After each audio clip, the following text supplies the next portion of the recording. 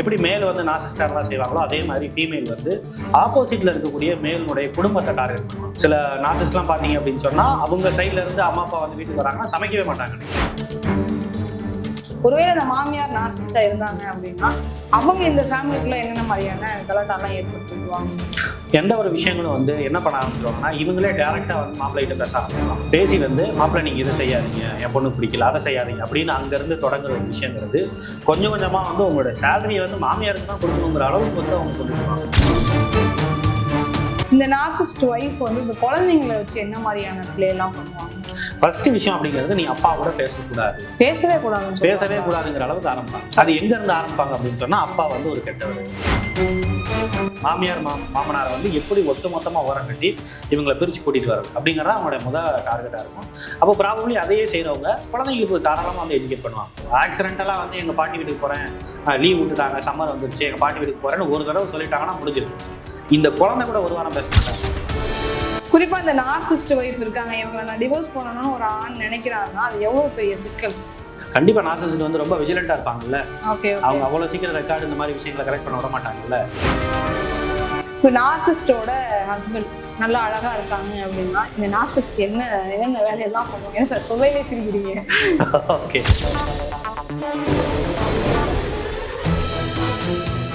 இலங்கையை சுற்றி பார்க்க வெறும் 25,000 மட்டுமே. ஆமாம் மக்களே, இது கனவல்ல, முற்றிலும் உண்மை. வானூர்தி கட்டணம், காலை உணவு, தங்கும் விடுதி, அனைத்து போக்குவரத்துக்கள் உட்பட மார்ச் 30 முதல் திருச்சி யாழ்ப்பாணம் நேரடி வானூர்தி சேவை. இன்றே முன்பதிவு செய்யுங்கள். மேலும் விவரங்களுக்கு அணுகவும் உவகை உலா 9600021480. வணக்கம் லகரம் வாய்ஸ் நேயர்களே, இன்னைக்கு நம்ம கூட சைக்காலஜிஸ்ட் ராஜ்குமார் பாண்டியன் இணைந்திருக்கிறார். வணக்கம் சார். வணக்கம். நம்ம தொடர்ச்சியா நார்சிஸ்ட் பத்தி பேசிட்டு இருக்கோம். ஏற்கனவே ஒரு 2 வீடியோஸ் நம்ம நார்சிஸ்ட் வந்து ஒரு ஒய்ஃபா இருந்தா எப்படி இருப்பாங்கன்றத பத்தியும் ஜென்ரலாவே ஒரு நார்சிஸ்டோட கேரக்டர்ஸ்லாம் என்ன அப்படின்றது மாதிரி பார்த்துருந்தோம். 2லயுமே ஏதோ ஒரு இடத்துல நான் மிஸ் பண்ணியிருக்கேன் போல. மேலோட பார்வையிலிருந்து ஒரு நார்சிஸ்ட் எப்படி அணுகணும் அப்படிங்கிறத நான் மிஸ் பண்ணிட்டேன்னு நினைக்கிறேன். ஏன்னா நிறைய பேர் வந்து ரொம்ப ஒன் சைடடாவே கேட்குறீங்க அப்படின்னு நிறைய போட்டிருந்தாங்க. ஸோ இதுல வந்து முழுக்க ஒரு ஃபீமேல் அவங்க வந்து ஒரு நார்சிஸ்டா இருந்தாங்க, ஒரு அம்மாவோ தங்கச்சியோ இல்லை ஒரு நாத்தனாரோ, அந்த இதுல எப்படின்னு பார்க்கலாம் அப்படிங்கிறதுக்காக தான் ஒரு மேல் பாயிண்ட் ஆஃப் வியூல இந்த ஷோ இருக்க போகுது. ஸோ உடனே நான் ஃபீமேலுக்கு சப்போர்ட் பண்ணலன்னு இந்த வீடியோ மட்டும் வச்சு ஜட்ஜ் பண்ணிடாதீங்க. ஏற்கனவே ஒரு வீடியோ இருக்கு, ஸோ நீங்க அதையும் பார்த்துக்கோங்க. ஃபர்ஸ்ட் இப்படியே போயிடலாம். இப்போ ஃபீமேல் நார்சிஸ்டும் மேல் நார்சிஸ்டுக்கும் கேரக்டரிஸ்டிக்ஸ் வேரி ஆகுமா இல்லை ஒரே கேரக்டர் தான் இருக்குமா? பொதுவாக சைக்காலஜி பொறுத்த வரைக்கும் எந்த ஒரு டிசார்டராக இருந்தாலும் அதில் வந்து மேல் இப்படிப்பட்டவங்க ஃபீமேல் அப்படிப்பட்டவங்கிற மாதிரி கேரக்டரிஸ்டிக்ஸ் கிடையாது. ஓகே, பட் இந்த பிஹேவியர் ஓரியன்டான சில சேஞ்சஸ் அப்படிங்கிறது இருக்கலாம். ஏன்னா இப்போ இவங்களை பொறுத்த வரைக்கும் இவங்க இன்செக்யூரிட்டியை வந்து வேற மாதிரி காட்டலாம், இவங்க அந்த இன்செக்யூரிட்டியை கையாளுறதுங்கிறது வேற மாதிரி இருக்கலாம். ஒட்டு மொத்தத்தில் 2 பேத்துக்கும் அந்த டாமினேஷன் ஓரியன்டான பிஹேவியர் வேற மாதிரி இருக்கலாம்.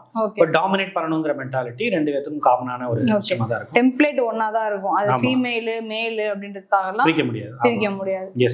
ஃபீமேல் வந்து ஜென்ரலாவே கொஞ்சம் இமோஷனலான ஒரு கேரக்டரா இருப்பாங்கல்ல. அப்போ அவங்க ஒரு நார்சிஸ்டா இருந்தாங்கன்னா அது எந்த வகையில மேல பாதிக்கும்? இப்போ உதாரணமா ஒரு ஒய்ஃபா இருக்காங்க, அவங்க வந்து ஒரு நார்சிஸ்ட் அப்படின்னா அவங்க என்ன மாதிரியான டார்ச்சர்லாம் இப்போ அவங்களோட ஹஸ்பண்டை பண்ணுவாங்க?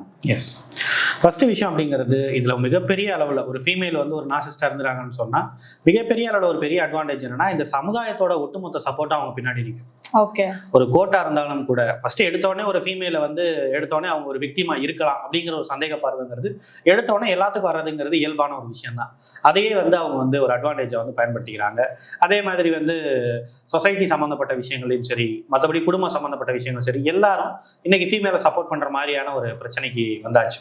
ஸோ அப்படிங்கிற பட்சத்தில் இவங்களுடைய சிம்டம்ஸ் அப்படிங்கிறது எதுன்னு நம்ம பார்க்கும்போது ஃபர்ஸ்ட் விஷயம் அப்படிங்கிறது எப்படி மேல் வந்து நார்சிஸ்டா இருந்தா செய்வாங்களோ அதே மாதிரி ஃபீமேல் வந்து ஆப்போசிட்ல இருக்கக்கூடிய மேலுடைய குடும்பத்தை டார்கெட் பண்ணுவாங்க. அவங்க மேல அடுக்கடுக்கான பலவிதமான குற்றங்களை பலவிதமான புகார்களை இது பண்ணுவாங்க. சில நார்சிஸ்ட்லாம் பாத்தீங்க அப்படின்னு சொன்னா அவங்க சைட்ல இருந்து அம்மா அப்பா வந்து வீட்டுக்கு வராங்கன்னா சமைக்கவே மாட்டாங்க. நீ வேணா ஹோட்டல்ல வாங்கி சாப்பிடு, இல்லாட்டி போயிட்டே இரு அப்படின்னு சொல்லிடுவாங்க. அந்த 2 நாள் சாட்டர்டே சண்டே வந்து அவங்க அம்மா வந்துட்டு போயிட்டாங்க அப்படின்னு சொன்னா அடுத்த ஒரு 2 வாரத்துக்கு வந்து சண்டை அப்படிங்கிறது வீட்டுல இருக்கும். ஸோ அடுத்து நீங்க வந்து உங்க அம்மா அப்பா கூட்டிட்டு வரணும்னு நினைக்க கூடாது, அந்த அளவுக்கு இருக்கணும். அதே மாதிரி அவங்களுடைய தங்கச்சியோட கல்யாணம், அந்த மாதிரி அக்காவோட கல்யாணம், இந்த மாதிரி ஏதாவது ஒரு விஷயங்கள் வரும்போது எடுத்த உடனே வந்து அந்த அந்த அந்த ஒரு பேச்சு ஆரம்பிக்கும் போது 1 மாசம் வரைக்கும் சண்டை இருக்கும். ஏதாவது ஒரு விஷயங்களை பிரச்சனைகள் எழுதுகிட்டே இருந்து கடைசி எங்க வந்து முடிப்பாங்கன்னா உங்களோட தங்கச்சியோட கல்யாணத்துக்கு நீ போகக்கூடாது, உன் அக்காவோட பொண்ணோட சீருக்கோ எதுக்கும் நீ வந்து எதுவும் செய்யக்கூடாது அப்படிங்கிற ஒரு இடத்துக்கு வந்து நிற்பாங்க. ஒருவேளை அதை மீறியும் வந்து மேலே வந்து செய்யும் போது உடனே அவங்க என்ன பண்ணிடுவாங்கன்னா இருக்கவே இருக்கு அப்படின்னு சொல்லிட்டு சில ஃபீமேல் வந்து என்ன பண்ண ஆரம்பிப்பாங்கன்னா மேலே வந்து அடிக்க கூட செய்வாங்க.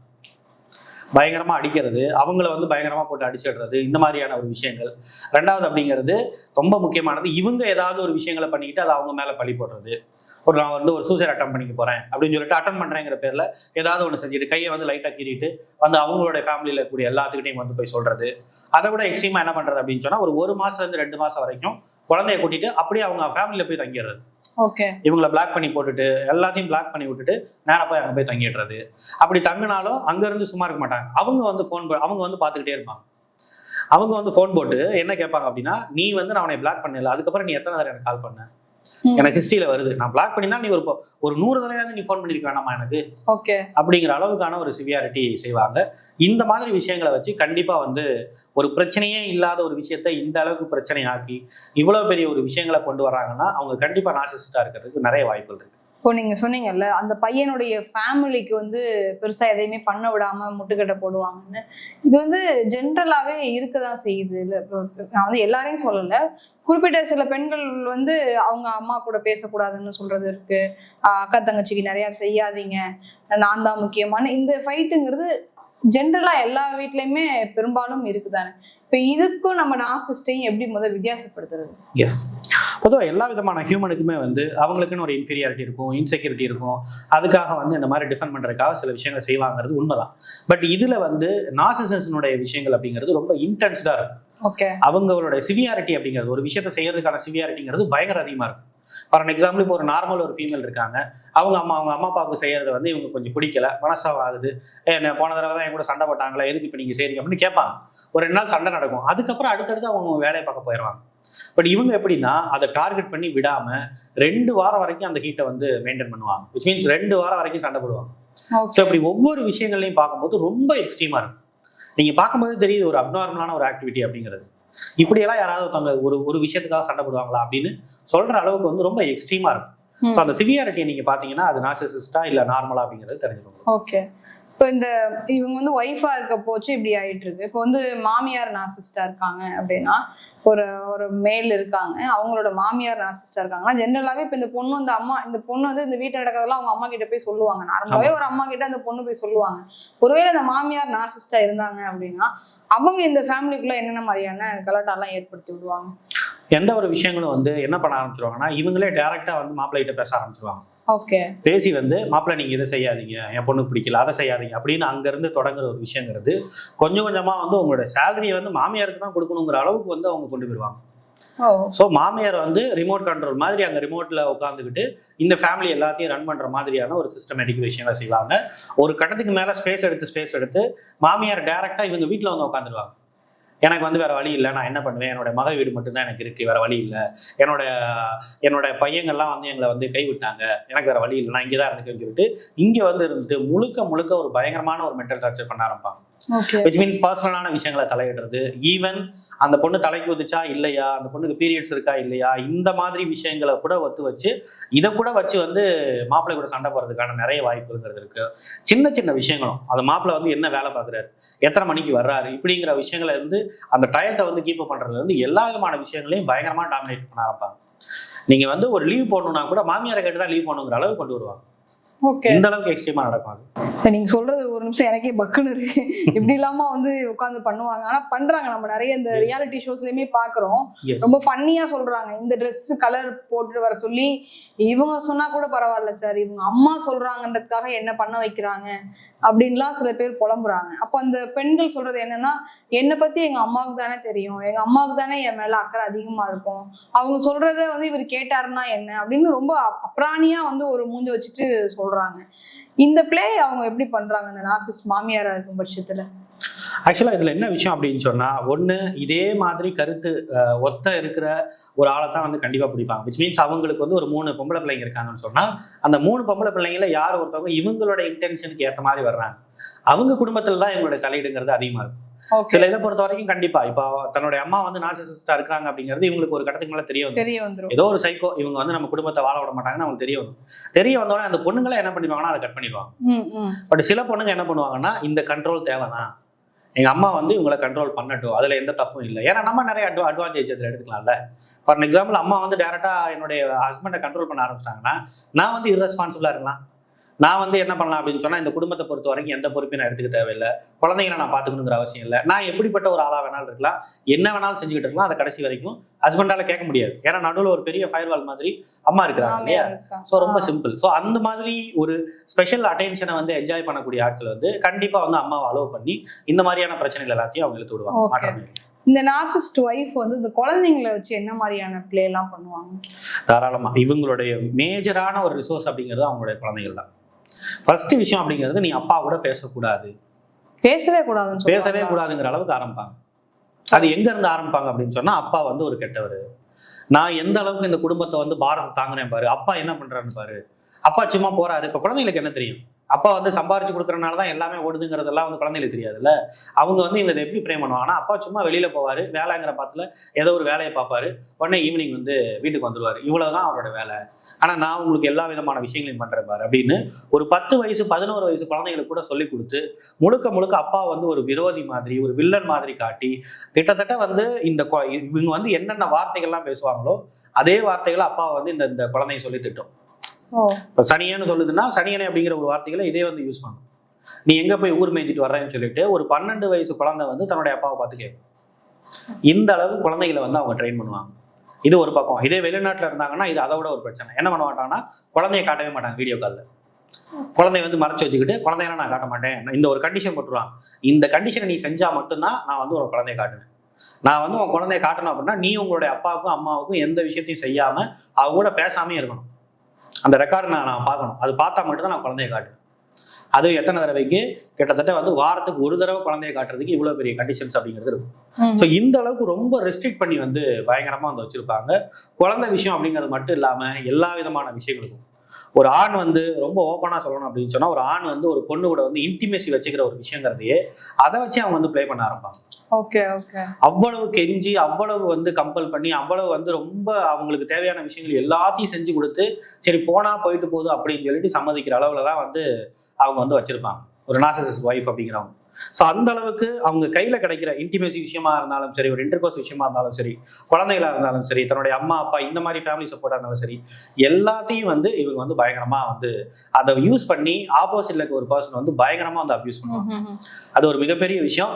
இது அடுத்தடுத்த கட்டத்துல வந்து கேஸ், கோர்ட்டு இந்த மாதிரியான விஷயங்கள்லையும் போறதுக்கு நிறைய வாய்ப்புகள் இருக்கு. ஓகே, இப்போ நீங்க சொல்ற விஷயமே எனக்கு ரொம்ப ஷாக்கிங்கா இருக்கு. ஏன்னா ஒரு ஃபேமிலி லைஃப்ல வந்து குழந்தைங்க தான் ஃபர்ஸ்ட் ப்ரையாரிட்டியா பார்ப்பாங்க. அந்த குழந்தைங்கள வச்சே ஒரு டிராமா இந்த நார்சிசிஸ்ட் ஃப்ரேம் பண்ணுவாங்கன்றது. இன்னொன்னு ஒரு ஹஸ்பண்ட் அண்ட் ஒய்ஃப் அப்படின்னு வரும்போது சில பர்சனல் ஸ்டெப்ஸ் தான் அந்த லைஃபே வந்து ஒழுங்கா எடுத்துட்டு போகும். ஆனா அந்த விஷயத்தையே வந்து ஒரு பிளாக்மெயில் பண்ற விஷயமா மாத்துவாங்களா இவங்க? எஸ், தாராளம் பண்ணுவாங்க. ஓகே, ஒரு பாசமா பேசுறதுல இருந்து இந்த மாதிரி சின்ன சின்ன விஷயங்கள்லயும் வந்து அவங்க பிளாக்மெயிலா இருப்பாங்க. நான் அவங்க கிட்ட அன்பா பாசமா பேசணும்னு சொன்னா நீ என்ன செய்யணும்னா இந்த விஷயங்களை எனக்காக செஞ்சு கொடுக்கணும்.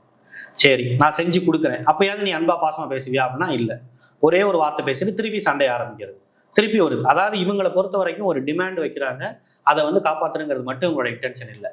எப்பயுமே வந்து எனக்காக எல்லா விதமான விஷயத்தையும் செஞ்சு கொடுத்துட்டே இருக்கணும், அந்த இன்சூரிட்டி எப்பயுமே வந்து சீக் பண்ணிட்டே இருக்கணுங்கிறது தான் இவங்களுடைய முக்கியமான ஒரு டார்கெட்.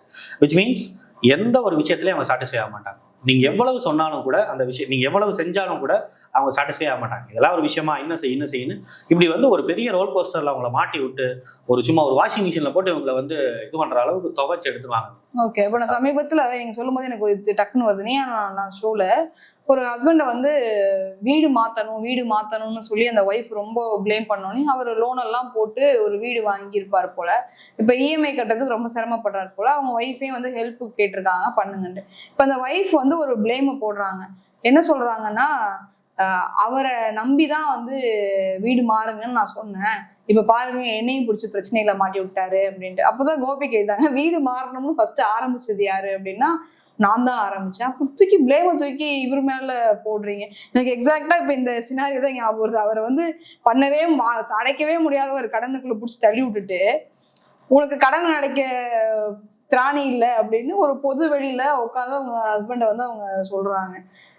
இந்த மாதிரி என்னென்ன விஷயங்கள்லாம் வந்து ஒரு ஒய்ஃப் வந்து நார்சிஸ்டா இருக்கும் பட்சத்துல செய்வாங்க? இதுலயே பாத்தீங்கன்னா 2 விஷயங்கள் இருக்கு. என்னன்னா, இந்த மாதிரி ஃபினான்ஷியலி ஒரு பர்சனை வந்து மாட்டி விட்டுட்டோம்னு சொன்னா அதுக்கப்புறம் அந்த பர்சன் வந்து வேற யாருக்கிட்டையும் போக மாட்டான். ஏன்னா இவங்களுக்குள்ள ஒரு இன்செக்யூரிட்டி இருந்துகிட்டே இருக்கும். எங்க தன்னோட ஹஸ்பண்ட் வந்து தன்னை விட்டு போயிடுவானோ, ஏன்னா இவங்களுக்கே ஒரு ஹோப் இருக்கும், நம்ம செய்யற டார்ச்சருக்கு யாருமே தாங்க மாட்டாங்க, எப்படி விட்டு ஓடிடுவாங்கன்ட்டு. ஸோ அதனால அவங்கள கண்ட்ரோல் பண்ணுங்கிறதுக்காக ஃபினான்ஷியலி ஒரு ட்ராப்ல மாட்டி வச்சிடுறது. 2வது ஒரு விஷயங்கள் அப்படிங்கிறது ஃப்ரேம் பண்றது. ஓகே, நீங்க வீடு கட்டிட்டீங்கிற பெருமை நீங்க பற்றக்கூடாது. உங்க ஜென்ரேஷன்லயே நீங்க தான் வீடு கட்டியிருக்கீங்க, இந்த பெருமையை வந்து இந்த கிரெடிட்டை நீங்க எடுத்துக்கவே கூடாது. ஓகே, இதெல்லாம் என்ன ஒரு சாதாரண விஷயம் சொல்லிட்டு அந்த கிரெடிட் அந்த ஒரு பெருமையை வந்து ஃபீல் பண்ணவே விடாத அளவுக்கு ஒரு பெரிய அளவுல ஒரு விஷயங்களை வந்து அவங்க பண்ணிடுவாங்க. ஸோ இந்த மாதிரியான மேனிபுலேஷன் ஓரியன்டான விஷயங்கிறது நீங்க சொல்ற விஷயங்களே இருக்கு. இன்னும் நிறைய கதைகள் இருக்கு. நல்ல வாங்கின ரொம்ப சொந்த வீடு, அந்த சொந்த வீடை பொறுத்த வரைக்கும் மாப்பிள்ளையோட வந்து சொந்த ஊர்ல இருக்குங்கிறதுக்காக அதை விற்க வைக்கணும்னு அவ்வளவு பிளான் பண்றது. ஏன்னா அப்பதான் வந்து அதை வித்துட்டு வந்து அவர் நகரத்துக்கு வந்துருவார். நகரத்துக்கு வந்தா ஃபுல் கண்ட்ரோல் நம்ம எடுத்துக்கலாம் அப்படிங்கிற ஒரு விஷயத்துக்காக எல்லாத்துக்கிட்டையும் போய் சண்டை போட்டு அந்த வீட்டை வந்து அந்த புராதன வீட்டை வந்து வித்துட்டு அவங்க வெளியில வரும்போது அந்த சொந்த பந்தத்தையும் ஒட்டு மொத்தமா பிரேக் அவுட் பண்ணிட்டு வெளில வர மாதிரி தான் இருக்கும். அந்த அளவுக்கு எல்லாத்துக்கிட்டையும் அவங்க சண்டை போட்டு வச்சிருப்பாங்க. நகரத்துக்கு வந்ததுக்கு அப்புறம் ஃபுல் கண்ட்ரோல் இவங்க எடுத்துப்பாங்க. இந்த அளவுக்கு ஒரு விஷயங்கள்லாம் நடக்கிறதுக்கு வாய்ப்பு. இந்த சொந்த பந்தங்களை விட்டு தனியா பிரிச்சு கூட்டிட்டு வர்றதுன்னு ஒண்ணு சொல்றீங்க. இப்ப நார்மலாவே வந்து இப்ப அம்மா இருக்காங்க அப்படின்னா அவங்க அம்மா வீட்டு சைடு ரிலேஷன்ஸ் கிட்ட தான் அந்த குழந்தைங்களை பழக விடுவாங்க. அப்பா இருக்காங்கன்னா இல்ல எங்க வீட்டு சைடு பேசணும்னு சொல்லி இது ஜென்ரலாவே ஒரு ஃபேமிலியில இருக்கக்கூடிய ஒரு விஷயம் தானே. இது எங்க வந்து இந்த நார்சிஸ்ட் பண்ற வேலைகளுக்கும் இந்த நார்மலாவே ஒரு சின்ன இது என் சொந்தக்காரங்க கூட கொஞ்சம் க்ளோஸா இருக்கணும்னு நினைக்கிறதுக்கும் நார்சிஸ்ட் நினைக்கிறதுக்கும் எதுல மாறுபடும்? இது இப்போ லாஜிக்கலாவே நீங்க யோசிச்சு பாத்தீங்கன்னா அப்கோர்ஸ் எஸ், கண்டிப்பா வந்து 2 பேரும் அவங்களோட இதை தான் வைப்பாங்க. இப்போ இந்த சொந்த வீடை வச்சுக்கோங்களேன், இந்த சொந்த வீடை இப்ப விற்கிறனால எந்த பிரயோஜனமும் கிடையாது. இதே ஒரு 10ல இருந்து ஒரு 15 வருஷத்துக்கு அப்புறம் வித்தா தன்னுடைய குழந்தையோட படிப்புகளுக்கு செலவாகிறதுக்கு நிறைய வாய்ப்பு இருக்கு. குழந்தை இன்ஜினியரிங்கோ டாக்டரோ படிக்க வைக்கலாங்கிற டார்கெட்ல இருந்தாங்கன்னா அந்த ஒரு விஷயத்த கூட கண்டுக்க மாட்டாங்க. குழந்தையோட படிப்பு என்னானாலும் பரவாயில்ல, எதிர்காலம் என்னானாலும் பரவாயில்ல, இன்னைக்கு என்னோட இன்டென்ஷன்ங்கிறது ரொம்ப முக்கியம் அப்படின்னு சொல்லிட்டு ரொம்ப அந்த ஒரு விஷயத்துல வந்து நான் வந்து டாமினேட் பண்ணியே ஆகணும், உன் குடும்பத்துல இருந்து உங்களை பிரிச்சே ஆகணும் அப்படிங்கிற ஒரு விஷயத்துல பயங்கர அக்ரெசிவா இருக்கவங்க தான் இவங்க. இவங்க என்ன வந்து என்னோட குழந்தைய வந்து என்னோட சைட்ல மட்டும் நான் வந்து அப்படிலாம் கிடையாது. என்னோட குழந்தை என் சைட்ல தான் நான் வளர்ப்பேன். உங்களுடைய சொந்த பந்தம் யாருக்கிட்டையும் நான் அதை காட்ட மாட்டேன். உன்னுடைய அண்ணனுக்கிட்டையோ உங்களுடைய தம்பிக்கிட்டையோ கூட வந்து அந்த பேரே வந்து அவங்களுக்கு மறந்து போயிடும். இந்த குழந்தையோட பேரையே மறந்து போயிடணும். அந்த அளவுக்கு வந்து நான் டிஸ்டன்ஸை கிரியேட் பண்ணிட்டே இருப்பேன். கிட்டத்தட்ட நீங்க பாத்தீங்கன்னா இப்போ 2 பேர் சைட்லயுமே விசேஷம் வரும். 2 பேர் சைட்ல விசேஷம் வந்தா குழந்தைய கூட 2 பேர் சைட்லயும் போவாங்கல்ல. ஆனா இவங்க அப்படி போக மாட்டாங்க. குழந்தைய நான் கூட்டிட்டு வர மாட்டேன், உங்க விசேஷம் வந்துச்சுன்னா நானும் வர மாட்டேன், குழந்தைய கூட்டிட்டு வர மாட்டேன் அப்படிங்கிற அளவுக்கு. ஒருவேளை நான் வரணும் அப்படின்னு சொன்னா நீ எனக்கு இத்தனை பவுன் எடுத்து போடு, அப்பதான் நான் வந்து வருவேன். அப்படி நான் குழந்தைய கூட்டிட்டு வர மாட்டேன். ஏன்னா குழந்தைங்க வந்து அங்க விளாடுறத பாத்துட்டாங்கன்னா முடிஞ்சு போச்சு எங்களுக்கு. அந்த அளவுக்கு வந்து இந்த அளவுக்கு ஒரு சிவியரா இருக்கக்கூடியவங்க தான் குழந்தைங்க. அந்த மாதிரி சந்தோஷமா இருந்தா கூட இவங்களால டாலரேட் பண்ணிக்க முடியாது. இவங்களோட சந்தோஷத்துக்கு முன்னாடி, இவங்க செய்யணும்னு நினைக்கிற விஷயத்துக்கு முன்னாடி குழந்தையோட சந்தோஷமோ யாரோட சந்தோஷமும் உங்களுக்கு முக்கியமே கிடையாது. ஓகே, சில கதைகள்லாம் சொல்லுவாங்க வீட்டுல எல்லாம், அது எங்க மாமியார் என்னை எவ்வளவு கொடுமைப்படுத்துச்சு தெரியுமா, என் நாத்தனார் என்னை என்னென்ன பண்ணாங்க தெரியுமா, அவங்க மூஞ்சிலே முழிக்க வேணான்னு நான் வந்து மொத்தமா இதை பண்ணிட்டேனே, ரத்தம் இருக்கேன்னு சொல்லி சிலர் சொல்லுவாங்க. ஆனா வந்து நான் பார்த்திருக்கேன், அவங்க ரொம்ப நார்மலான ஒரு பர்சனா தான் இருப்பாங்க. இவங்க சொல்ற அளவுக்கு ஒரு வைலண்டான பிஹேவியர் அவங்களுக்குள்ள இருந்திருக்காது. ஆனா இந்த மாதிரி ஃப்ரேம் பண்ணுவாங்களா வந்து இவங்க மோசமானவங்க, அவங்க அத்தை ரொம்ப மோசமானவங்க, உங்களோட அம்மாச்சி உங்களோட அப்பத்தா ரொம்ப மோசமானவங்க அப்படின்னு ஃப்ரேம் பண்ணி இந்த பசங்களை வந்து போக விடாமலே பண்ணுவாங்க, குழந்தைங்களை மேனிபுலேட் பண்ணுவாங்களா? தாராளமா. ஓகே, ஃபர்ஸ்ட் இவங்க உள்ள வந்த உடனே, குழந்தை பெற்றுக்கிறதுக்கு முன்னாடி இவங்க உள்ள வந்தானே முதல் டார்கெட் இவங்களுக்கு வந்து அவங்களோட மாமியாரா தான் இருக்கும். ஒருவேளை வீட்டுல அவங்க இருந்தாங்கன்னா அவங்களை எப்படி ஓரம் கட்டுறது, மாமியார் மாமனாரை வந்து எப்படி ஒட்டு மொத்தமா ஓரம் கட்டி இவங்களை பிரிச்சு கூட்டிட்டு வர்றது அப்படிங்கறத அவங்களுடைய முதல் டார்கெட்டா இருக்கும். அப்போ ப்ராபப்லி அதையே செய்யறவங்க குழந்தைங்களுக்கு தாராளமா வந்து எஜுகேட் பண்ணுவாங்க. ரொம்ப முக்கியமான ஒரு விஷயம். ஒருவேளை இவங்க வந்து ஏதோ ஆக்சிடென்டலா வந்து எங்க பாட்டி வீட்டுக்கு போறேன், லீவ் விட்டுட்டாங்க, சம்மர் வந்துருச்சு, எங்க பாட்டி வீட்டுக்கு போறேன்னு ஒரு தடவை சொல்லிட்டாங்கன்னா முடிஞ்சது. இந்த குழந்தை கூட ஒரு வாரம் பேச மாட்டாங்க. அம்மா நான் தயவுசெய்து இனிமேல் நான் பாட்டி வீட்டுக்கு போறேன்னா நான் சொல்ல மாட்டேம்மா அப்படின்னு அந்த குழந்தைகளை மன்னிப்பு கேட்க வைப்பாங்க. இந்த அளவுக்கு ஒரு சைக்கோபாத் அந்த நார்சிசிஸ்ட். இப்ப உடனே வந்து நான் திரும்பவும் வந்து டிஸ்க்ளைமரை போட்டுறேன். திரும்ப நம்ம வந்து ஏதோ பெண்களை மட்டுமே மையப்படுத்தி அவங்களே நான் குறை சொல்ற மாதிரி நினைச்சிட போறாங்க. நாங்க ஏற்கனவே இன்னொரு வீடியோ பண்ணியிருக்கோம், ஸோ நீங்க அதையும் பார்த்துருங்க. இதுல இப்ப இன்னும் நிறைய விஷயங்கள் இருக்கு. இந்த பினான்சியல் விஷயத்திலேயே வந்து சில ஒய்ஃப்லாம் வந்து ஹஸ்பண்ட் வந்து செலவு பண்ண தெரியாதுன்னு சொல்லுவாங்க. அப்படி சொல்லிட்டு இவங்க அந்த கிரெடிட் கார்டு இது அதுன்னு எல்லாத்தையும் இவங்க வாங்கி வச்சுப்பாங்கல்ல. அப்ப இவங்க நார்சிஸ்ட் ஒய்ஃப் இந்த மாதிரிலாம் வாங்கி வச்சுக்கிறாங்கன்னா அது என்ன எக்ஸ்ட்ரீமுக்கு அவங்கள போட்டு டார்ச்சர் பண்ணுவாங்க? தாராளமா. இப்போ ஃபார் எக்ஸாம்பிள் நீ வந்து வெளியில போய் ஒரு நார்மலா உங்க ஃப்ரெண்ட்ஸ் கூட போய், முக்கியமா நீங்க பாத்தீங்கன்னா அடுத்த கட்டங்கிறது ஃப்ரெண்ட்ஸ் எல்லாத்தையும் கட் ஆஃப் பண்ணிடுவாங்க, கட் பண்ணிடுவாங்க, தாராளமா கட் பண்ணிடுவாங்க. நீ வெளியில போய் டீ குடிக்க கூட கூடாது. டீ குடிக்க போறது கூட வந்து என்கிட்ட தான் நீ காசு வாங்கி ஆகணும், என்கிட்ட தான் நீ வந்து பெக் பண்ணி ஆகணும். ஸோ அந்த அளவுக்கான கண்ட்ரோல் அப்படிங்கிறது இருக்கும். கிரெடிட் கார்டு விஷயங்களையும் சரி, அதே மாதிரி டெபிட் கார்டு விஷயங்களும் சரி. இதுல என்ன பிரச்சனைனா, அந்த ஃபினான்ஸ் விஷயங்களை இவங்க கண்ட்ரோல் பண்ணி அதை சரியா சேவ் பண்ணாலும் பரவாயில்ல, இவங்க பண்ண மாட்டாங்க. இவங்க எக்ஸ்ட்ரீமா அதுல வந்து செலவு பண்ணுவாங்க. டெய்லி அமேசான்ல இருந்து ஒரு டெலிவரி வந்துகிட்டே இருக்கும், உங்களுக்கு டெய்லி டெலிவரி வரும். அது என்னன்னே தெரியாது. அந்த விஷயங்கிறத ஆல்ரெடி வாங்கியிருக்கமே, எதுக்கு இவங்க திருப்பி வாங்குறாங்க, அதை பத்திலாம் கவலை இல்லை. உன்னை ஃபினான்ஷியலி நான் ட்ரெயின் அவுட் பண்ணணும். நீ ஃபினான்ஷியலி ஸ்ட்ரென்தன் ஆகிட்டேன்னு சொன்னா நீ என்னை விட்டு போயிடுவேன். அதனால உன்னை ஃபினான்ஷியலி ட்ரை அவுட் பண்றதுக்கு எல்லா விதமான வேலைகளையும் செய்வாங்க. அதனால இவங்க ஒரு பயங்கரமான ஒரு லக்ஸுரி ஸ்பெண்டர் ஆயிடுவாங்க. இவங்களுடைய ஃப்ரெண்ட்ஸுக்கு சம்மந்தமே இல்லாதவங்களுக்குலாம் கடன் கொடுப்பாங்க, கடன் கொடுத்து ஏமாறுவாங்க. அதை பத்தி வெளியில சொல்லக்கூடாது நீ அப்படின்னு சொல்லிடுவாங்க. இந்த மாதிரி பெரிய பெரிய பிரச்சனைலாம் எடுத்து விடுவாங்க. ஃபார் எக்ஸாம்பிள், உங்களுடைய கெப்பாசிட்டியே வந்து ஒரு 40 லட்ச ரூபாய்க்கு தான் நீங்க வீடு கட்ட முடியும்னா, உங்களை வந்து குறைஞ்சது ஒரு 1 கோடி ரூபாய் வரைக்கும் எடுத்து விட்டுருவாங்க. அதுக்கு மேல நீங்க மீண்டே வர முடியாத அளவுல வந்து மிகப்பெரிய ஒரு செலவு எடுத்து விட்டுருவாங்க. இந்த நார்சிஸ்ட் அப்படின்றவங்களுக்கு நேச்சுரலாவே ஒரு இன்செக்யூரிட்டி இருக்கு அப்படின்னு நீங்க சொல்றீங்க. இப்போ ஜென்ரலாவே வந்து நம்மளோட பார்ட்னர் நம்மளோட அழகா இருந்தாங்க அப்படின்னா எல்லாருக்குள்ளயுமே அது சின்ன ஒரு இன்செக்யூரிட்டி நேச்சுரலா இருக்கும். அப்புறம் அதை காலப்போக்கில் அவங்களே சரி பண்ணுவாங்க, அது லைஃப் ஸ்மூதா எடுத்துட்டு போவாங்க. இது நேச்சுரல் ப்ராசஸ். இப்போ நார்சிஸ்டோட ஹஸ்பண்ட் நல்லா அழகா இருக்காங்க அப்படின்னா இந்த நார்சிஸ்ட் என்னென்ன வேலையெல்லாம் பண்ணுவாங்க? என்ன சார் சொல்லையிலே சிரிக்கிறீங்க? ஓகே, ஏன் அப்படின்னு சொன்னா இது ஒரு மிகப்பெரிய ஒரு டாபிக். இது பொதுவா எல்லா விதமான குடும்பத்துக்கிட்டையுமே வந்து நார்சிசிஸ்ட் ஒய்ஃப் கிட்ட வந்து நடக்கிற ஒரு விஷயம் என்னன்னா, ஆண்கள் வந்து அழகா இருந்துடக்கூடாது. அது ரொம்ப ரொம்ப முக்கியமான விஷயம். ஃபார் எக்ஸாம்பிள், இவங்க டெய்லி ஜிம்முக்கு போயிட்டாங்கன்னா இவங்க செட்டாங்க. இவங்களை வந்து வீட்டுல ஒரு பெரிய பிரளயமே வந்துடும். நீ எப்படி ஜிம்முக்கு போகலாம், நீ வந்து எப்படி அந்த காசை வந்து நீ ஜிம்மு கட்டுறதுனால வந்து காசு எவ்வளவு ஸ்பெண்ட் ஆகுது தெரியுமா, நீ வந்து சாப்பிட்டுட்டு இந்த மாதிரிலாம் பண்ற அப்படி இப்படின்னு சொல்லிட்டு, நீ சாப்பிட்டுட்டு அதுக்காக நீ ஜிம்முக்கு போறியா அப்படி இப்படின்னு பயங்கரமான பிளேம் பண்ணி, உனக்கு என்ன நான் ஜிம்முக்கு போகக்கூடாது அவ்வளவுதானே அப்படின்னு சொல்லிட்டு அந்த ஜிம்மை வந்து கட் ஆஃப் பண்ண வைப்பாங்க. ஃபர்ஸ்ட் விஷயங்கள். ரெண்டாவது விஷயங்கள், அவங்களுக்குன்னு க்ரூம் பண்ணிக்கிறதுக்கு எந்த விதமான ஒரு நல்ல சலூன்ல போய் அந்த இதெல்லாம் செய்ய மாட்டாங்க. நல்ல சலூன்ல போய் வந்து ஹேர் கட் பண்ணணும்னா அவங்கள விட மாட்டாங்க. முழுக்க வந்து நீ பேசிக்கா உனக்கு என்ன தேவையோ அதை போனா போயிட்டு போதுன்னு செஞ்சுக்கலாம், அவ்வளவுதான் செய்ய முடியும். அதே நேரத்துல நீங்க பாத்தீங்கன்னா தெரியும், இன்டைரக்டா உங்களோட உடம்பு வந்து அதிகப்படுத்துறதுக்கு, வெறுக்க வைக்கிறதுக்கு எல்லா விதமான வேலையும் அவங்க செஞ்சுட்டு இருப்பாங்க. ஒட்டு மொத்தத்துல நீங்க வந்து ஒரு அக்லியா இருக்கணும். உங்களுக்கு எந்த ஒரு விஷயத்திலையும், பினான்சியல் விஷயத்திலையும் சரி, நீங்க அழகா இருக்கீங்கிற விஷயத்திலையும் சரி, எதுலையுமே கான்ஃபிடென்ட்ங்கிறது ஒன்று வந்துடவே கூடாது. அப்படிங்கிறதுல அவங்க ரொம்ப ரொம்ப கான்சியஸா இருப்பாங்க.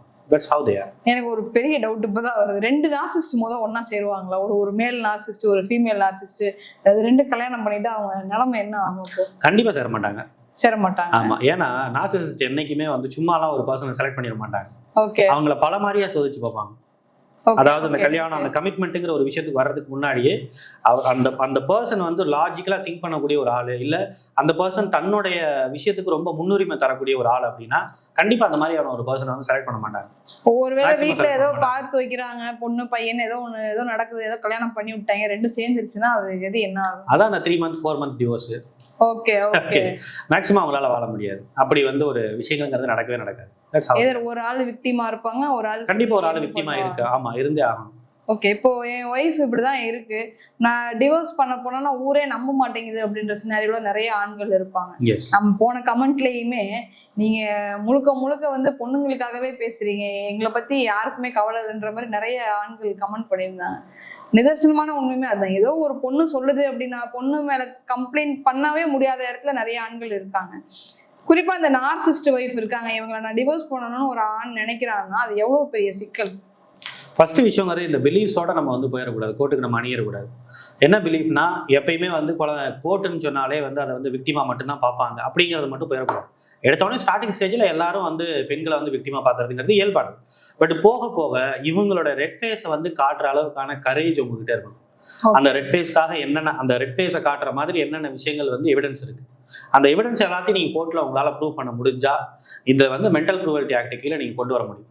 இவங்க என்ன மென்டலி வந்து இந்த அளவுக்கு வந்து என்ன சஃபர் ஆக வச்சிருக்காங்க, இந்த அளவுக்கு இது பண்ணியிருக்காங்க. ஈவன் ஃபார் எக்ஸாம்பிள், அவங்க வந்து ரொம்ப சிக்கா இருக்காங்கன்னு சொன்னா ஏதோ ஒரு காரணத்துக்காக சிக்கா இருக்கிற ஒரு கணவருக்கே வந்து 2 நாள் 3 நாள் சாப்பாடு போடாம இவங்க வந்து இது பண்ணிட்டு இருக்காங்க. ஓகே. உடம்பு சரியில்லாம வீட்டுக்காரர் கூட சாப்பாடு போடாத அளவுக்குலாம் பண்ணியிருக்கிறாங்க. இவரே என்ன பண்ணிக்கணும் அப்படின்னு சொன்னா அந்த சிக்கோட சேர்ந்து ஏதாவது சமைச்சு சாப்பிட்டுக்கணும், இல்ல ஏதாவது ஒன்று பண்ணிக்கணும். அது பண்ண அதுலயும் வந்து எதையாவது ஒரு நல்லது பண்ணிட்டேன்னா அதுக்கு ஒரு திட்டு. இவங்க உடம்பு சரியில்லாம இருக்காங்கிற ஒரு விஷயத்த கூட மைண்ட் பண்ணாம அந்த அளவுக்கு இவங்க பண்ணுவாங்க. ஸோ இந்த மாதிரியான விஷயங்கள் ஓரியன்டான விஷயங்கள் எல்லாத்துலயுமே இவங்க ரெக்கார்டு ஒரு வேலை வச்சிருந்து அதை இவங்களால சப்மிட் பண்ண முடிஞ்சா கண்டிப்பா டிவோர்ஸ் விஷயத்தை பொறுத்த வரைக்கும் ஒரு நல்ல முடிவு வந்து கண்டிப்பா கோர்ட் வந்து கொடுக்கும். அதை மாற்றமே. இந்த எவிடன்ஸ் கலெக்ட் பண்றதுன்னு இருக்குல்ல, இந்த நார்சிஸ்ட வச்சுக்கிட்டு ஈஸியா எவிடன்ஸ் எல்லாம் முதல்ல கலெக்ட் பண்ண முடியுமா, இல்ல மாட்டிக்குவாங்களா இது நம்ம ஆட்கள்? ஆமா, கண்டிப்பா நார்சிஸ்ட் வந்து ரொம்ப விஜிலண்டா இருப்பாங்கல்ல. அவங்க அவ்வளவு சீக்கிரம் ரெக்கார்டு இந்த மாதிரி விஷயங்களை கலெக்ட் பண்ண விட மாட்டாங்கல்ல. நாம என்ன செய்யணும் அப்படின்னு சொன்னா அதை ரொம்ப ரொம்ப சீக்கிரட்டா தான் நம்ம பண்ணி ஆக வேண்டியிருக்கு. கண்டிப்பா பண்ணணும். ஆனா இவங்க பேசின விஷயங்கள், இவங்களுக்கு சப்போர்ட் பண்ற ஆட்கள் வந்து பேசுற விஷயங்கள், முக்கியமா இவங்களுடைய அம்மா அப்பா வந்து பேசுற விஷயங்கள், எப்படி பேசியிருக்காங்க, என்ன ஹர்ட் பண்ணாங்க, எந்த மாதிரி மன ரீதியான ஒரு துன்புறுத்தலை நம்ம கொடுத்தாங்க, அதே மாதிரி குழந்தைய விஷயத்துல இவங்களுடைய ஸ்டாண்ட் எப்படிப்பட்டதா இருக்கு, எத்தனை நாள் வந்து அவங்க சண்டை போட்டாங்க, இந்த மாதிரி எல்லா விதமான விஷயங்களும் டீட்டெயில்டா. ஏன்னா நீங்க ஒரு பெரிய ஒரு விஷயத்தோட நீங்க மோத போறீங்க. உங்ககிட்ட எவிடன்ஸ் இல்லைன்னா யாரும் உங்களை நம்ப மாட்டாங்க. அது ஒரு பெரிய பிரச்சனை. ஏன்னா அப்கோர்ஸ் கோர்ட்ல வந்து உங்களை புரிஞ்சுக்கிறதுக்கான ஆட்கள் இருந்தாலும் கூட அது வந்து குடும்ப நல நீதிமன்றம். குடும்பம் வந்து நலத்தோட இருக்கணுங்கிறதுக்காக தான் அந்த நீதிமன்றங்கள் செயல்படுது. மேக்சிமம் டிவோர்ஸ் வாங்காம ஏன் நீங்க சேர்ந்து வாழக்கூடாது அப்படிங்கிற மாதிரியான ஒரு கேள்வி தான் கேட்பாங்க. ஸோ இந்த அளவுக்கான ஒரு சிக்கல் இருக்குங்கிறத நிரூபிக்கிற பொறுப்பு வந்து உங்ககிட்ட தான் இருக்கு. அதை நீங்க தான் பொறுப்பா நிரூபிச்சு அந்த விஷயத்துல இருந்து வெளில வர வேண்டியது. இப்போ இது ஒய்ஃப்னா இவங்க டிவோர்ஸ் பண்ணிக்கலாம். அந்த இப்போ மாமியார் இப்போ நார்சிஸ்டா இருந்தா இவங்க என்ன பண்றது? மாமியார் டிவோர்ஸா பண்ண முடியும்? அதுதான் நானும் கேட்கிறேன். இல்ல, இதுல விஷயம் என்னன்னா, இந்த மாமியார் எப்படி நம்மளுடைய லைஃப்ல வர்றாங்க அப்படின்னு ஒரு கேள்வி இருக்கு. இவங்க லைஃப்குள்ள வர்றதுக்கு யார் அனுமதிச்சாங்கிற ஒரு பெரிய சிக்கல் இருக்கு. அப்ப இதை அனுமதிச்சதுக்கான காரணங்கிறது அந்த ஒய்ஃப் தான். அப்ப அந்த ஒய்ஃப் கிட்ட நம்ம டைரக்டா சொல்ல பார்க்கணும். ஒருவேளை அவங்க புரிஞ்சுக்கல, அவங்க புரிஞ்சுக்க மறுக்கிறாங்க அப்படின்னா அப்ப அவங்களோட இன்டென்ஷன் என்னங்கிறத தெரிஞ்சுக்கணும். அப்ப அவங்களும் உங்களை வந்து டார்ச்சர் பண்ணணும்னு தான் நினைக்கிறாங்க. அப்ப இந்த விஷயங்களை வந்து எப்படி நம்ம வந்து கையாளுறதுங்கிறதா நீங்க யோசிக்கிறோம். விச் மீன்ஸ் இவங்க இதுக்கு மேலேயும் இப்போ இது பண்ணலன்னா நம்ம நெக்ஸ்ட் ஸ்டெப் நம்ம எடுத்தாகும். நீ என் கூட வாழ விருப்பம் இருக்குன்னு சொன்னா அவனோட அம்மா விட்டுட்டு நீ வா. ஏன்னா நான் உனக்கு தான் கல்யாணம் பண்ணியிருக்கேன், உடனே தான் நான் கல்யாணம் பண்ணியிருக்கேன் தவிர அவன் குடும்பத்தையே ஃபுல்லாக நான் கல்யாணம் பண்ணல. ஓகே, ஸோ நீ விட்டுட்டு வா. விட்டுட்டு வந்தேன்னா அவங்களுக்கு தேவையான சப்போர்ட் என்னவோ வெளியிலேருந்து நம்ம 2 பேரும் சேர்ந்து நம்ம வந்து உழைச்சி நம்ம வந்து அவங்களுக்கு தேவையான சப்போர்ட் கொடுப்போம். அவ்வளோதான் நம்ம செய்ய முடியும். மற்றபடி அவங்கள உள்ள விட்டுட்டு இவ்வளோ பெரிய மென்டல் டார்ச்சர் என்னால் அனுபவிக்க முடியாது அப்படிங்கிற ஒரு விஷயத்தையும் ஒருவேளை உன்னால் முடியலங்கிற பட்சத்தில் நம்ம யோசிக்கலாம். வா, விச் மீன்ஸ் நம்ம டிவோர்ஸ் போகலாம், வேற வழி இல்லை அப்படிங்கிற மாதிரி தான் நம்ம கொண்டு போக வேண்டியிருக்கு. வேற வழி இல்லை. ஓகே, இப்போ குழந்தைங்க இருக்கு அப்படின்னா ஒரு டிவோர்ஸ் பண்றாங்க அப்படின்னாலே ஃபர்ஸ்ட் விஷயமே அதுதான். அம்மா இல்லாம அந்த குழந்தைங்க வளரணுமா, இப்படி ஒரு பிளேம் தூக்கி பையன் மேல போட்டுருவாங்க. ஏன் நீ ஒரு ஆம்பளை தானே, நீ இதை வந்து கட்டுப்படுத்தி நீ வச்சுக்க முடியாதா, 2 அரை அரைஞ்சு பாத்துக்க முடியாதான்னு இந்த மாதிரி பிசிக்கலா அட்டாக் பண்றதுக்கு கூட ஐடியாஸ் எல்லாம் கொடுப்பாங்க. ஆனா இது எதையுமே இவர் பண்ணக்கூடிய சூழல்ல இருப்பாரா அப்படிங்கிறது நமக்கு தெரியல. இப்போ குழந்தைங்க இருக்காங்க, குழந்தைங்களை வச்சு இவ்வளவு பெரிய கேம் பிளே அந்த ஒய்ஃப் பண்றாங்கன்னா இது எப்படி உண்மையில வெளியில வர்றதுக்கே ரொம்ப சிரமமான சூழல்ல இப்ப எப்படி இவர் வெளியில வரணும்? இந்த மேட்டர் இஸ் குழந்தைங்களை பொறுத்த வரைக்கும் கோர்ட்டு விஷயங்களே நீங்க பாருங்களேன். லிட்டரலா வந்து குழந்தைகள் அப்படிங்கிறது நம்மளோட இந்தியன் கான்ஸ்டியூஷன் படி, மற்ற அமெரிக்கன் ஓரியன்டான விஷயங்கள் வேற, பட் இந்தியன் கான்ஸ்டியூஷன் இந்தியன் லா படி வந்து குழந்தைங்க வந்து அம்மா கிட்ட தான் இருந்தாங்க. ஒன்று அம்மா கிட்ட இருக்கணும், இல்லாட்டி ஆசிரமங்கள்ல வளரணும். இந்த 2 விஷயங்கள் ஆப்ஷன் தான் இருக்கு. ரொம்ப ரேரான கேசஸ்ல தான் வந்து அப்பா கிட்ட குழந்தைகள் இருக்கலாம், கஸ்டடி விடலாங்கிற ஒரு விஷயங்கள் இருக்கு. ஸோ அம்மா கிட்ட தான் வந்து வளர்ந்து ஆகணும் அப்படின்னு சொல்லும் போது அப்போ ஆட்டோமேட்டிக்கா அவங்களுக்கும் ஒரு நார்சிசிஸ்ட் பேரண்டிங் கிடைக்கிறதுக்கு நிறைய வாய்ப்புகள் இருக்கு. அப்போ இந்த மாதிரியான விஷயங்களை நம்ம எப்படி இதை வந்து சால்வ் பண்றது அப்படின்னா, கொஞ்சம் கொஞ்சமா இந்த விஷயங்களை பொறுத்த வரைக்கும் அந்த குழந்தைகள் கொஞ்சம் கொஞ்சமா வயசு வந்து ஒரு 15 வயசு ஒரு 16 வயசு வரும்போது இவங்களை பத்தி நல்ல ஒரு விஷயங்கள்ங்கிறது கிளாரிட்டிங்கிறது தெரிய வரும். அம்மா இந்த அளவுக்கு வந்து நம்மள அபியூஸ் பண்றாங்க அப்படின்னு. ஏன்னா நார்சிஸ்ட்ங்கிறவங்க ஒரே ஒரு ஆளுக்கு மட்டும் நார்சிஸ்டா இருக்க மாட்டாங்க. அவங்க எல்லாத்துக்கும் நார்சிஸ்ட் தான். அவங்க விச் மீன்ஸ் எல்லாத்தையும் வந்து அவங்க டாமினேட் பண்ணுவாங்க, எல்லாத்தையும் அவங்க டவுன் பண்ணுவாங்க, எல்லாம் பண்ணுவாங்க. அப்ப அந்த டாமினேஷனை உணரும் போது குழந்தைகள் ஆட்டோமேட்டிக்கா வெளியில வரும். அப்படிப்பட்ட ஒரு சூழ்நிலை தான் பண்ண முடியுமே தவிர மற்றபடி வந்து வேற ஒரு விஷயங்களை பொறுத்த வரைக்கும் மேக்ஸிமம் பண்ண முடியாது. நம்மளால அதிகபட்சம் லீகலா பண்ண முடிஞ்சதுங்கிறது கஸ்டடி நம்ம வந்து கேட்டு இந்த மாதிரி வந்து வீக்லி ஒன்ஸாவது நம்ம கஸ்டடி விஷயங்களை நம்ம வந்து கேட்டு வாங்க முடியும். அவ்வளவுதான் நம்ம செய்ய முடியும். ஆனா அப்பா கூட எல்லாம் குழந்தைகளை அனுமதிக்க மாட்டாங்க. ஓகே, இப்போ இந்த நார்சிஸ்ட் ஒய்ஃப் கிட்ட இருந்து தனியா பிரிஞ்சு வர்றவங்க, ஏன்னா அந்த நார்சிஸ்ட் வந்து அவ்வளவு ஈஸியா விட்டுற மாட்டாங்கல்ல. நம்ம டிவோர்ஸே கொடுத்தாலும் திரும்ப இமோஷனலா ஏதாவது ஒண்ணு ட்ரை பண்ணிட்டே இருப்பாங்க. இப்போ இவங்க அடுத்த லைஃபுக்கு மூவ் ஆகணும் அப்படின்னாலோ, வேற ஒரு கல்யாணம் பண்ணல ஆனாலுமே தனியா இருக்கணும்னு இந்த ஹஸ்பண்ட் டிசைட் பண்ணணும்னு நினைச்சாலோ இந்த ஒய்ஃப் என்னெல்லாம் டார்ச்சர் பண்ணுவாங்க, இதை எப்படி இவங்க டேக்கிள் பண்ணணும்? ஃபர்ஸ்ட் விஷயங்கிறது ஒரு நார்சிஸ்ட் வந்து ஏன் உங்களை டார்ச்சர் பண்றாங்கிறது நீங்க புரிஞ்சுக்கணும். உங்களை வந்து டாமினேட் பண்ண முடியும், நீங்க இன்ன வரைக்கும் வல்னரபிளா இருக்கிறனால தான் உங்களை டார்ச்சர் பண்றாங்க. ஓகே, ஸோ நாம மென்டலி ஸ்ட்ராங் ஆகும்போது உன்னோட இறை வந்து நான் கிடையாது, உன்னோட விக்டிம் வந்து நான் கிடையாது அப்படிங்கிற ஒரு விஷயத்த நீங்க இங்க ப்ரூவ் பண்ணீங்கன்னா, அதாவது ஃபார் எக்ஸாம்பிள் கோர்ட்லயே வந்து இப்போ அவங்க வந்து பயங்கர ட்ராமா போடுவாங்க. சில பேர் வந்து கோர்ட்ல டிவோர்ஸ் வாங்கக்கூடாதுங்கிறதுக்காக பயங்கரமான அலிமோனி எல்லாம் கேட்பாங்க. அவங்க கேட்கறதெல்லாம் வந்து ரொம்ப பயங்கரமா இருக்கும். அந்த ஸ்டாண்டர்ட் ஆஃப் லைஃபோட அதிகமா வந்து கேட்பாங்க அவங்க. அப்ப அந்த மாதிரியான விஷயத்துல எப்படி ஹேண்டில் பண்ணணும்னா, நீங்களும் ஆப்போசிட்ல வந்து நீங்களும் என்ன பண்ணணும்னா ஸ்ட்ராங்கா நீங்க நிக்கணும். விச் மீன்ஸ் இவங்க என்ன டார்ச்சர் பண்ணியிருக்காங்கிறது உண்மை, எந்த அளவுக்கு பண்ணியிருக்காங்கிறத ஸ்ட்ராங்கா நீங்க அப்போஸ் பண்ண ஆரம்பிக்கணும். அப்படி அப்போஸ் பண்ண ஈவன் டிவோர்ஸ் நமக்கு கிடைக்கும். டிவோர்ஸ்க்கு அப்புறம் இருக்கக்கூடிய வாழ்க்கையில நீங்க வந்து ஸ்ட்ராங்கா இருக்கீங்க, அங்க போனா நமக்கு அடி விழுகும்னு அவங்களுக்கு தெரிஞ்சதுன்னா கண்டிப்பா உங்க பக்கம் வர மாட்டாங்க. ஓகே, ஸோ நீங்க ஸ்ட்ராங்கா எதிர்த்து நிக்கிறது மட்டும்தான் அவங்களுக்கு சரியான ஒரு வழியா இருக்க முடியும். ஓகே, அதுக்கு பிறகு போஸ்ட் கவுன்சிலிங்லாம் இவங்க அட்டெண்ட் பண்ணாங்கன்னா கொஞ்சம் பெட்டரா இருக்கும் இல்ல, இந்த நார்சிசிஸ்ட் அபியூஸ்ல இருந்து வெளியே வந்து? எஸ், கண்டிப்பா. நார்சிசிஸ்ட் அபியூஸ்ல வந்து இப்போ ஆல்ரெடி பாடுபட்டு இருக்காங்கன்னா கண்டிப்பா அவங்க கவுன்சிலிங் அட்டெண்ட் பண்ணீங்கன்னா இதை இன்னும் வந்து நம்ம சைக்கலாஜிக்கலா அவங்களை எமோஷனலி ஸ்ட்ராங் ஆக்கி எப்படி அவங்களை வெளியில கொண்டு வரது, அந்த ஒரு மென்டல் ஸ்ட்ரென்த்தை எப்படி கொடுக்கறது, இந்த விஷயங்கள் எல்லாம் கவுன்சிலிங்ல நம்ம பார்க்கணும். இப்போ இந்த நார்சிசிஸ்ட் வந்து புதுசா ஒரு ரிலேஷன்ஷிப் போகணும் அப்படின்னா இவங்களுக்குள்ள ஒரு பயம் வந்துடும்ல, ஏன்னா ஏற்கனவே இவ்வளவு மென்டல் டார்ச்சரை வந்து பார்த்துருக்காங்க. அப்போ இருக்கும்போது யாரை பார்த்தாலும் ஒரு மாதிரி பயமாவே இருக்கும்ல இவங்களுக்கு, இவங்களும் அதே மாதிரி இருப்பாங்களா, நம்ம இன்னொரு லைஃப்க்கு போகணுமா அப்படின்ற கேள்விலாம் அவங்களுக்கு நிறைய வந்துட்டே இருக்கும்ல. இந்த இன்செக்யூரிட்டிஸ்லாம் இவங்க வந்து விட்டுட்டு எப்படி அடுத்த லைஃப்க்கு மூவ் ஆகணும்? பொதுவாக அப்கோர்ஸ் எஸ், நீங்க கேட்ட ஒரு கேள்விங்கிறது ரொம்ப சரியான விஷயம் தான். அவங்களுக்கு எடுத்த உடனே வரக்கூடிய பயங்கிறது பெரிய பயங்கிறது தான். ஏன்னா இவங்க வந்து ஒய்ஃப் மட்டும் நார்சிசிஸ்டா இருக்க மாட்டாங்க. இதே மாதிரி ஒரு வேளை கம்பெனியில அவங்களுக்கு வாங்கக்கூடிய ஆட்கள் ஃப்ரெண்ட்ஸா இருந்தாலும் சரி, மேனேஜரா இருந்தாலும் சரி, இவங்க எல்லாம் நார்சிசிஸ்டா இருக்கும்போது இவங்களுக்குள்ள ஒரு பயம். இந்த மாதிரி ஆட்கள் எல்லாம் நம்ம அட்ராக்ட் பண்றோமான்னு ஆக்சுவலி அது உண்மைதான். நமக்கே தெரியாம நம்ம எந்த அளவுக்கு வல்னரபிளா இருக்கோமோ அந்த அளவுக்கு நாம ஒரு விக்டிம்னு சொல்லிட்டு நம்ம பாடி லாங்குவேஜ் மூலமாவும் சரி, நம்மளுடைய விஷயங்கள் மூலமாவும் சரி, ஒரு சிக்னலை வந்து நம்ம கொடுத்துக்கிட்டே இருக்கோம். நீங்க சொல்றப்ப என்னமோ எனக்கே சொல்ற மாதிரி இருக்கு. நான் போற திரும்புற திசையெல்லாம் ஒரே நார்சிசிஸ்டா தான் இருக்காங்க, அதை கேக்குறேன் நான். சோ அந்த மாதிரி ஒரு சிக்னலை கொடுக்கும்போது ஈஸியா எல்லாரும் உங்களை நோக்கி அவங்க வர ஆரம்பிக்கிறாங்க. இது ஒரு ஜாம்பி கூட்டம் மாதிரி. நீங்க மனுஷங்களா இருந்தீங்கன்னா ஜாம்பியே கிடைக்காது, மனுஷங்களா இருந்தா மனுஷங்களை நோக்கி ஒடியாரம் பாருங்க, அதே மாதிரி தான். ஸோ நீங்கள் அந்த சிக்னலை கொடுக்க ஆரம்பிங்க. ப்ராபப்ளி அப்கோர்ஸ் எஸ், நீங்கள் திருப்பி அடுத்த ஒரு மேரேஜ் அடுத்த ஒரு ரிலேஷன்ஷிப் போகும்போது திருப்பி நீங்கள் நார்ஸை செலக்ட் பண்ணுறதுக்கு நிறைய வாய்ப்பு இருக்குது. அதனால தான் அந்த எமோஷனல் ஓரியன்டான அந்த தாட்ஸ் ஓரியன்டான பேட்டர்னை உடைக்கணுங்கிறதுக்காக தான் நம்ம இந்த கவுன்சிலிங் வர சொல்றோம். ஓகே, ஸோ என்னைக்குமே ஒரு ரிலேஷன்ஷிப் பிரேக் ஆகிறதுக்கும் சரி, அதுக்கப்புறம் ஒரு ரிலேஷன்ஷிப் போகணும்னா நீங்கள் ஃபர்ஸ்ட் கவுன்சிலிங் வரதுங்கிறது ரொம்ப ரொம்ப இம்பார்ட்டன்ட். அதுல நீங்க செய்யக்கூடிய விஷயங்கள் என்ன, நீங்க எந்த அளவுக்கு வல்னரபிளா இருக்கீங்க, அதை திருத்திக்கிட்டா மட்டும்தான் நீங்க ஒரு சரியான ரிலேஷன்ஷிப்பை சூஸ் பண்ண முடியும். That is very very important. இவ்வளவு நேரம் நார்சிசிஸ்ட் பத்தி, நார்சிசிஸ்ட் வைஃப் பத்தி நிறைய விஷயங்கள் நம்ம பேசணும். மற்ற நார்சிசிஸ்டோட மற்ற பர்சனாலிட்டிஸும் நாங்கள் வேற வீடியோஸ்லயும் பேசியிருக்கோம், நீங்க அதையும் பாருங்க. இதை மட்டும் பார்த்துட்டு ஜட்ஜ் பண்ணிடாதீங்க. இவ்வளவு நேரம் உங்க நேரத்தை ஒதுக்கி நிறைய விஷயங்கள் சொன்னீங்க, ரொம்ப நன்றி சார். தேங்க்யூ.